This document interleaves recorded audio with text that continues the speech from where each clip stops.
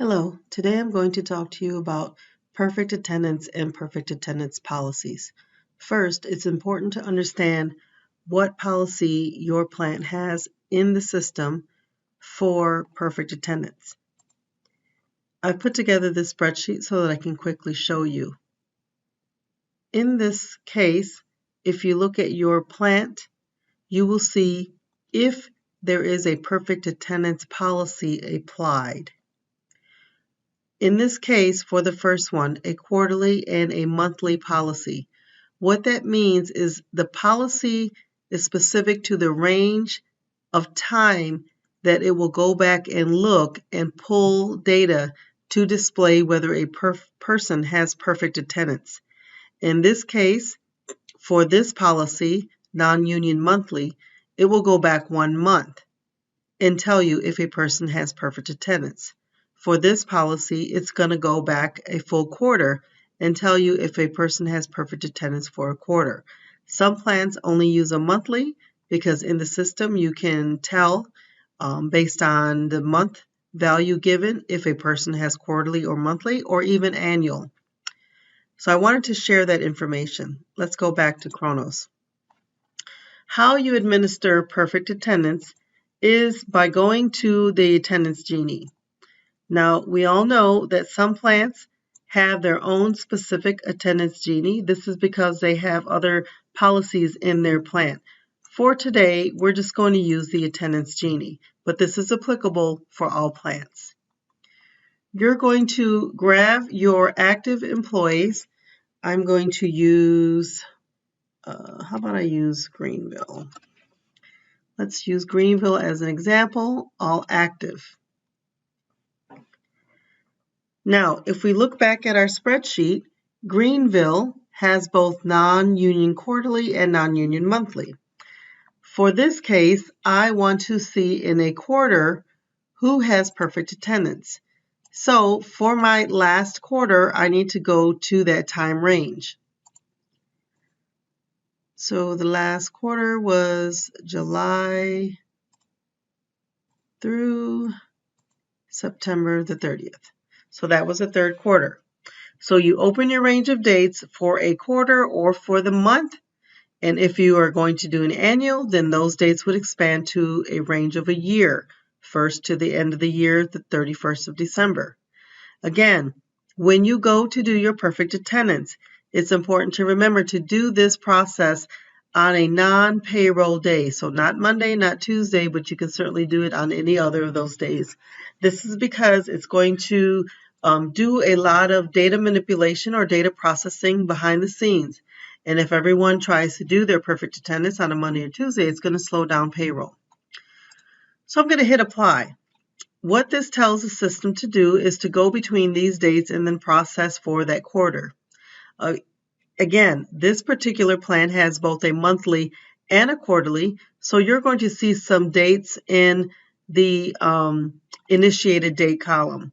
So for this, I'm going to filter on hire date because I only want to get the people that were hired in that time frame. This way, I don't give myself more errors to look at. So in this case, these people were just hired. So I'm not going to do those, although I do want to look at them for a month. So I'm going to go all the way down to the 30th. Let's just do that. All right. You understand what I just did there? This group, has monthly and quarterly. So I'm going to actually include that full quarter, and you'll just see some, you might see some errors to say the person is not hired or something like that, or they just won't get a value. So I'm going down to the end of the quarter, and then I'm going to, underneath the absence value, I'm going to click on apply the rules. Again, I'm going to open this range, go back to July 1st, and I'm going to go to the 30th of September. And then I'm going to hit apply. Now, I've just done a group edit, so I want to open my group edit results window and just watch it check around. Now, there's 152 people processing, and what you want to do is let it finish processing the apply rules.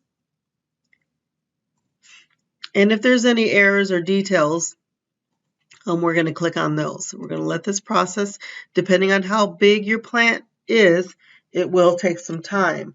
So again, I'm processing for only 152 and it's on number 41 right now. So this is where it's important to remember to not do this process during payroll processing times. Okay. So we're going to let that run. While we're letting that run, let's go back over here and look at some information. So in all of the attendance genies, I have included the hire date so that you can filter and then select the people that you want to process for. You're also going to see in this area here, already this is the old data, but we can see the differences, the first month perfect attendance and then a quarterly. All right, so we're going to look at those in a second and understand what's going on there, but we're going to come back here and see where we are. Okay, we're on number 130. It's moving a little faster now, so that's good. And then all are complete. If there were some issues with the employees, then we would have seen something like this, failure and then a number of failures, then we would have clicked on the details and find out why those things failed. If we would have selected all of these people that were just hired in this month, these would have been the people that would have failed. It would have said not active during the time period or something like that. All right, so now that I've processed for that time period, I'm going to click on refresh. I'm going to let it refresh itself. All right, so here's what we have in front of us. Again, these columns are existing in the other attendance genies, plant-specific attendance genies. So we have met the quarterly perfect attendance on 8/31 August. So we've got monthly perfect attendance for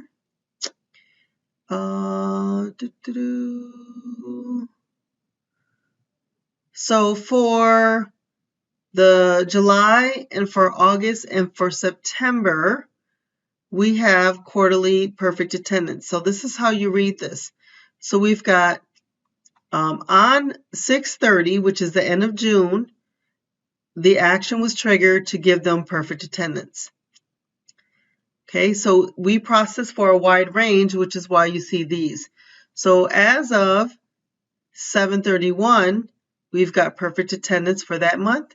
As of 8/31, we've got perfect attendance for August, and then again for September. So if you only had monthly perfect attendance and you needed to see who had perfect attendance for a quarter or for an annual, this is how you would do it. You would look at a person's attendance actions, and looking at the action initiated and action trigger dates, you could say that, okay, this person has 1, 2, 3 in the quarter, so that means they have quarterly perfect attendance. If I ran it for a year, I would be looking for 1, 2, 3, 4, 5 on down to 12 for the annual perfect attendance. Now, what we're going to do is filter and bring everyone to the top that has a check mark. Now, you will see people with a check mark, but people that are just with a new hire date. This can be confusing, but let me explain it. What this means is that, yes, this is a person with a recent hire date. Up until these dates, yes, they have perfect attendance. That's all that means, is that during this time to today's date, they have not gone against the policy, meaning they don't have anything that would knock them out of perfect attendance to this time. That's why you don't have any action dates or action information or triggered information.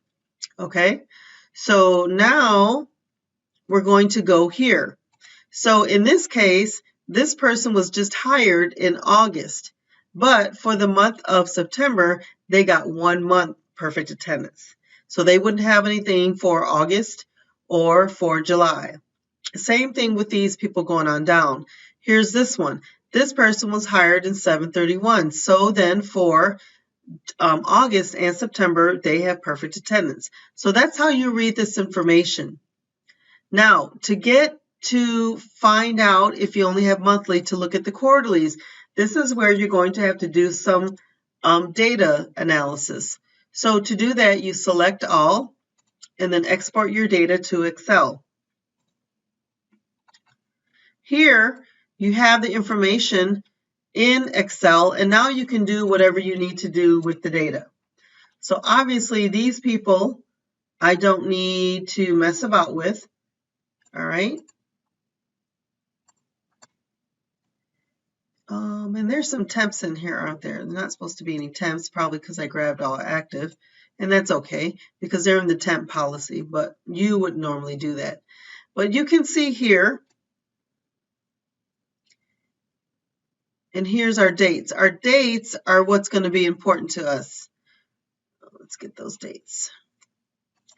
Our dates are going to be important to us so we can see when they actually hit the perfect attendance.